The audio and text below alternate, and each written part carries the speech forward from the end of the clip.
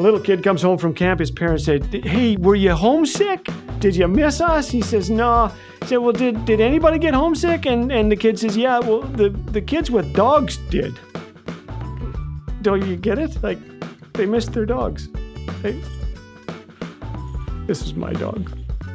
One major key to our lengthy marriage is that Ramona has been blessed with startlingly low expectations. I am not mechanically inclined, so on the weekend, she was ecstatic. I unclogged a drain in the sink. Wow! I merely ran some water down there and yelled down the hole, and it unclogged. I have no idea what I did, but it works fine now. Once I oiled a squeaky door. She hardly knew what to do with herself. She was so pleased. She almost wept, I think. Low expectations can be a real blessing. But I gotta tell you, things aren't always happy in Phil and Ramonaville. Sometimes she chucks stuff out, just heaves it. I caught her sneaking 2 bags of my belongings into the trunk destined for the thrift store.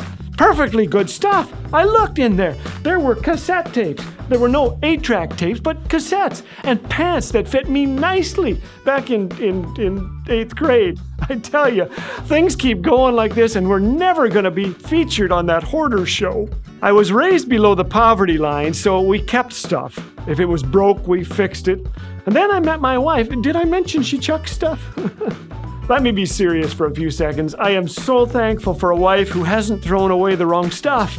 She had the wisdom and humility to work on our marriage when it was busted, when all the world said, "Chuck it and run." A reporter once asked a couple who had been married, I think, 65 years, how they'd managed to stay married that long. The woman replied, "Well, we were born at a time when if something was broken, we would fix it, not throw it away." I grew up in the 60s, which was the golden age of fixing stuff. My mom reused aluminum foil and tea bags sometimes. Once she helped me nail together a broken hockey stick, not a plastic one, a wooden one.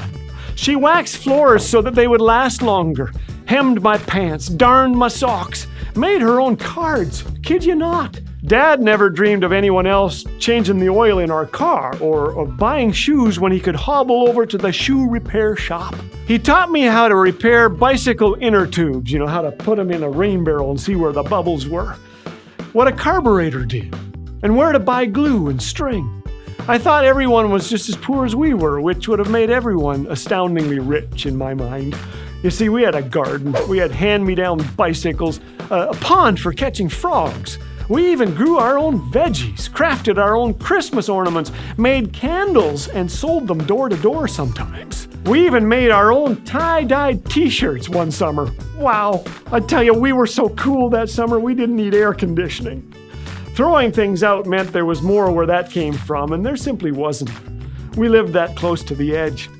I suppose growing up in an age of fixing up showed me that you can refurbish more than radios and lawnmowers and fridges and kids' toys. You can fix friendships. You can mend a marriage.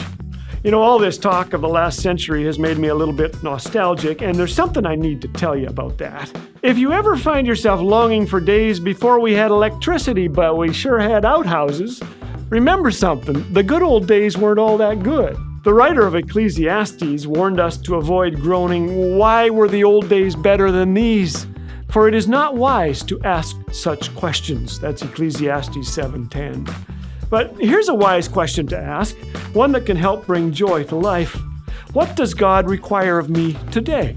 Micah 6:8 gives the answer, that we act justly, we love mercy, and walk humbly with God. And we can't do anything about 1963 or last Wednesday, but we can do something about today.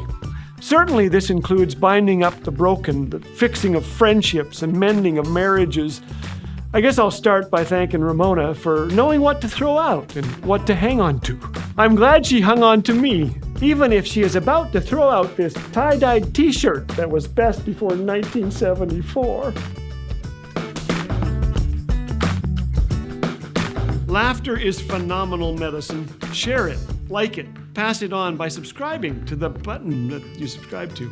Then, take the rest of the day off.